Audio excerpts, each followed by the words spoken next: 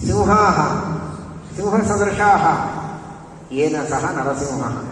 ನರರಂತೆ ಸೌಮ್ಯವಾಗಿ ಮೆತ್ತಗೆ ಇರುವ ಜನರು ಕೂಡ ನರಸಿಂಹದೇವರ ಉಪಾಸನೆಯನ್ನು ಮಾಡಿದರೆ ದುಷ್ಟ ಶಕ್ತಿಗಳ ಎದುರಿನಲ್ಲಿ ವಿರೋಧ ಮಾಡುವುದಕ್ಕೆ ಸಿಂಹಸದೃಶರಾಗ್ತಾರೆ ನರಸಿಂಹದೇವರ ಅನುಗ್ರಹದಿಂದ. ಯಾರು ಪ್ರತಿಭಟರಿದ್ದಾರೆ, ಶತ್ರುಗಳಿದ್ದಾರೆ, ಸಿಂಹದಂತೆ ಉಗ್ರರಾದವರು, ಅವರೆಲ್ಲ ಇವರ ಎದುರಿಗೆ ವಿಪರೀತವಾಗಿ ಸೌಮ್ಯರಾಗುವಂತಹ ಸ್ಥಿತಿ ಬರುತ್ತದೆ.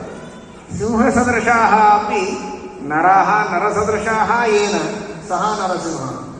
ಸಿಂಹದಂತೆ ಇದ್ದ ದುಷ್ಟರೆಲ್ಲ ನರರಂತೆ ಸೌಮ್ಯರಾಗುವ ಹಾಗೆ ಸೌಮ್ಯರಾದ ಸಜ್ಜನರು ಕೂಡ ದುಷ್ಟಶಕ್ತಿಗಳ ದಮನ ಮಾಡುವುದಕ್ಕೆ ಒಳಗಿನಿಂದ ಆ ಸಿಂಹಶಕ್ತಿ ಉದ್ರಿಕ್ತವಾಗಿ ಕಾರ್ಯಕಾರಿಯಾಗುವ ರೀತಿಯಲ್ಲಿ ಅವರೊಳಗೆ ನಿಂತು ಕಾರ್ಯವನ್ನು ಮಾಡಿಸ್ತಾನೆ ನರಸಿಂಹ ಅಂತ ಆ ನರಸಿಂಹದೇವರ ಶಬ್ದದ ಅರ್ಥದಲ್ಲಿ ನಾವು ಚಿಂತನೆ ಮಾಡಬಹುದಾದದ್ದು. ಅಂತಹ ಶಕ್ತಿಯನ್ನು ನರಸಿಂಹದೇವರು ಕರುಣಿಸಿದ್ದಾರೆ.